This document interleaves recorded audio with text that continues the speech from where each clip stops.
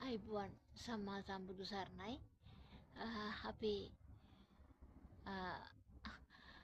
අසරණ අපි පුංචි රටට අපේ පුංචි මව්පියමුට අපේ ශ්‍රී ලංකාවට ශ්‍රී ලංකාවේ දරුවන්ට සියලුම ලෝකේ සිටින රටවැසියන්ට මුළු ලෝකෙටම දෙවියන් වහන්සේගේ ශක්තිය ලැබෙන්න ඕනේ, ආශිර්වාදය ලැබෙන්න ඕනේ, පිහිට ලැබෙන්න ඕනේ, කරුණාව ලැබෙන්න ඕනේ. අපි කෙරෙහි දෙවියන් වහන්සේගේ ආදරය කරුණාව ඇති වෙන්න ඕනේ. අපි කෙරෙහි සියලුම කෝපයන් නැති වෙන්න ඕනේ. දෙවියන් වහන්සේගේ ශක්තිය බැල්ම ආරක්ෂා අපට දෙන්න. ඔබ වහන්සේ කෝපයෙන් අපිව මුදවා හරින්න.